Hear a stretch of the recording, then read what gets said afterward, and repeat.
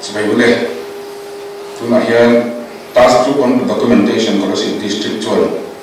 documentation on COVID-19 statistical and analytical reports volume 1 so kan buat saya kan buat saya tunahian transa control kan mengdol ni kan share ni March ni sampai pathum macam national lockdown COVID-19 sini fangin India ran pun mana ni dijual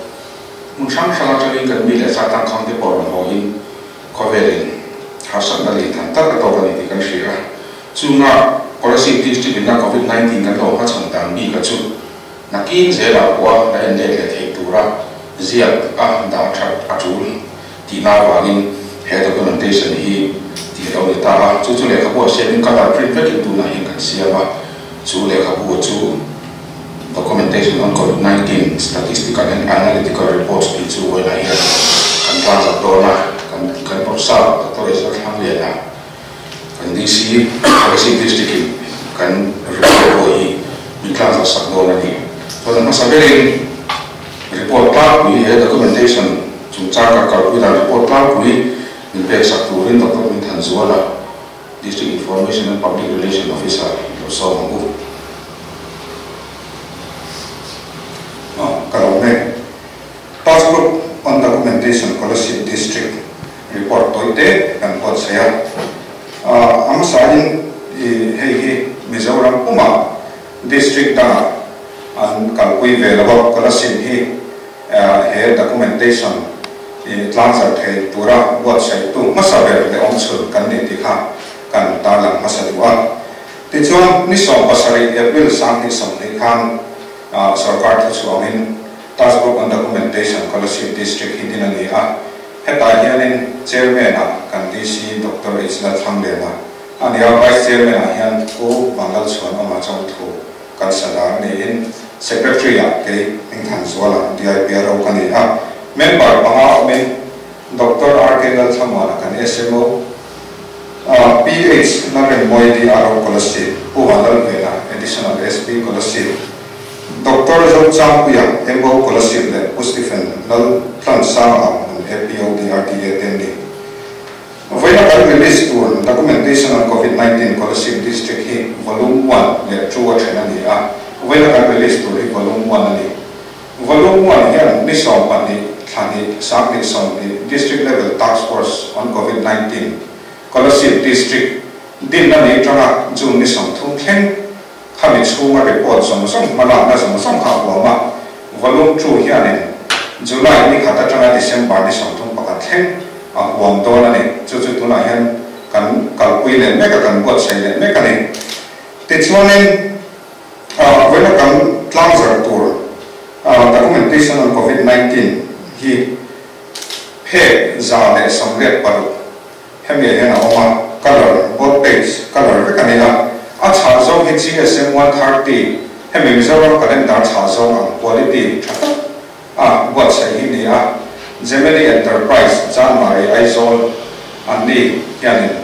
ani dengan printiran ni tijuan cuma yani chapter song panga akhir ni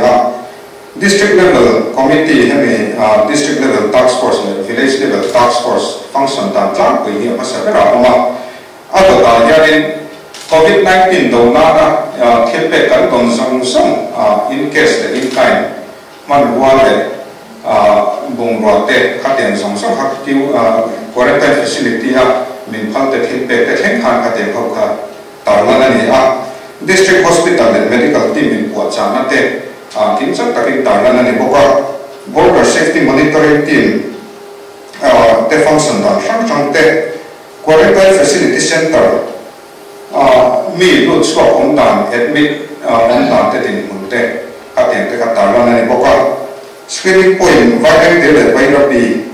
lethei lut swap te passenger lut zat screening zat te hemi ka kan district administration hi afel faizia alangin kashia data atir trawin medical team an nemo utilai duty ten atir phakatramin thatakin lo buat saya hemi han documentation buat saya asal kai phale ni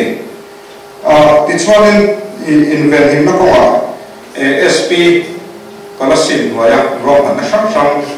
ram real duty and deploy dan te kha teng som som kha kan tar lang poka COVID-19 in khar khit na kal pui chunga mi pui na ele par har san na an to te so sang khai pura agri te or ti te agent te le essential commodities monitoring team te na an hala na te poka hemi hianin au lanani chapter som pathumna he COVID-19 its impact on community kan tia Kalasin district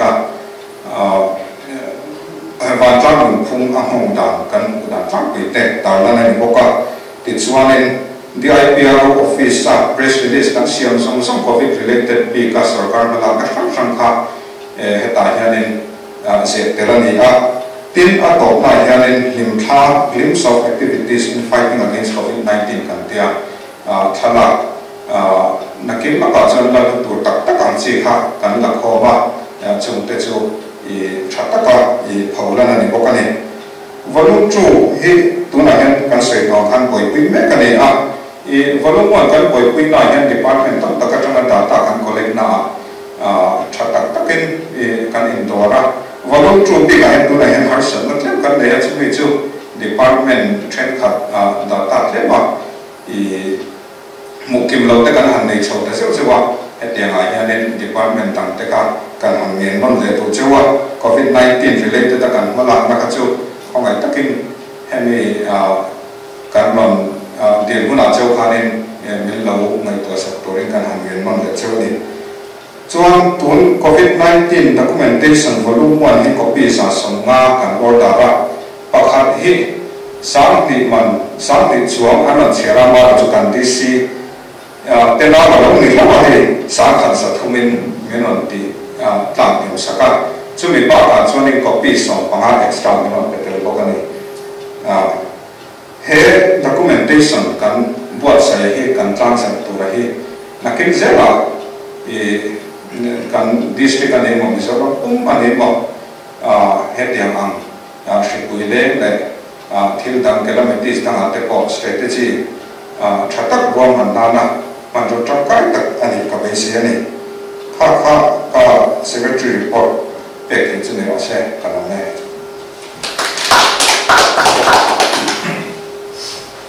alo ne mai ka min than zola ka dia biero tu na kan documentation report pu chu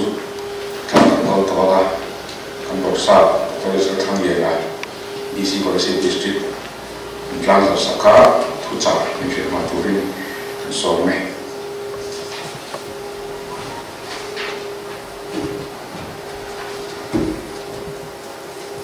COVID-19 apala hang Kalasin district chunga mi zo mi som thom thlengna mala na sin chena COVID-19 documentation volume 1 mi pui in an chera a thop tu te nei un an thil ti to te an share zuya makin zera tan kwa na thozela ta chong ka ka ne te to rin lom ta kin na an zate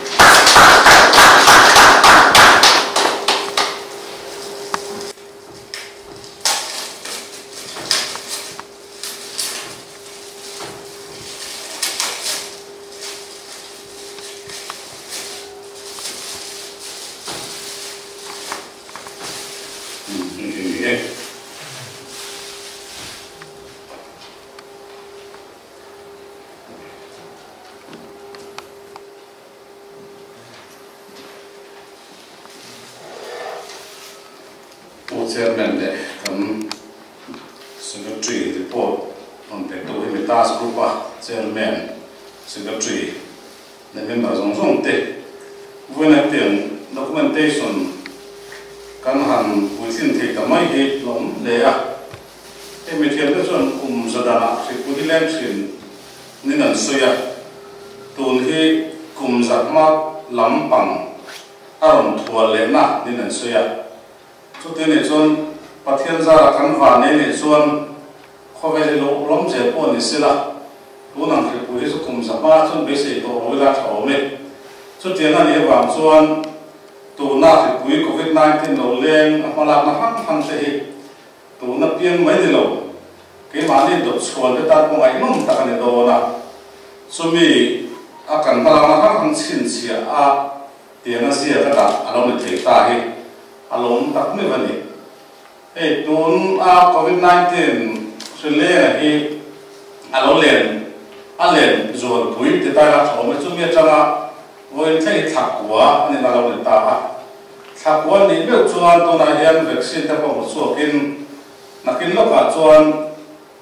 vaccine manga in vena ta po nei the me tur in bo se ani to wa to na hian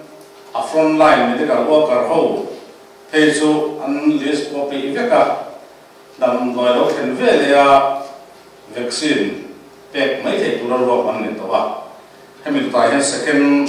line ho te third line te chuan ro man na te ni to wa hete he putin so ka zera ni pe chuan pathian za ba nei thak takin khani thatum nu a chuan he pui kan soi to lo tur kan nga ya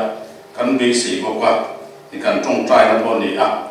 i chu tiang lo ni chuan tu na kan mala na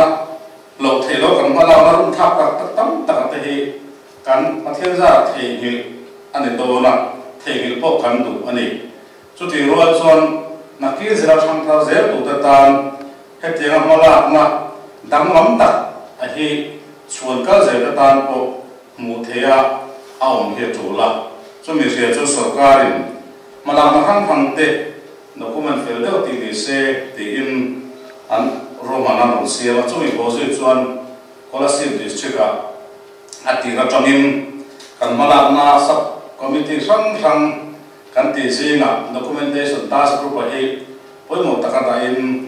heta information ama kan officer dia sa tak te kan nei ko ti in me se na san tak ne ma kan na tola oi na he mizoram district a hetiam a publish thei chun kan ne te po hi kan lo me se le kan lo mang phana kha atakan lo theng ta te se ta e chu wa thok tu te song song pe na a lom thu i kan sui le ania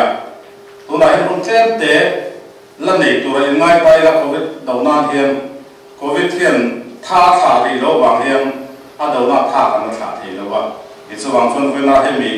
documentation kan release na po hian kumin Christmas lo theng tu te kum thak lo theng tu te hian mi song song in covid hi thei pa to pa do zui tu rin kan han in fuya chu mi wang chuan kan tha lo mar ta ka chang zui tu rin nang ma ni muna ke ka muna tia ma ni mun chewa covid-19 hi ado tu he sipai chakna angai ruwa mitin a upa bera chana pang da theng kan do thei veka chu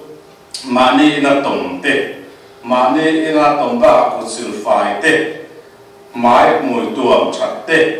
midang na in po mai lo om te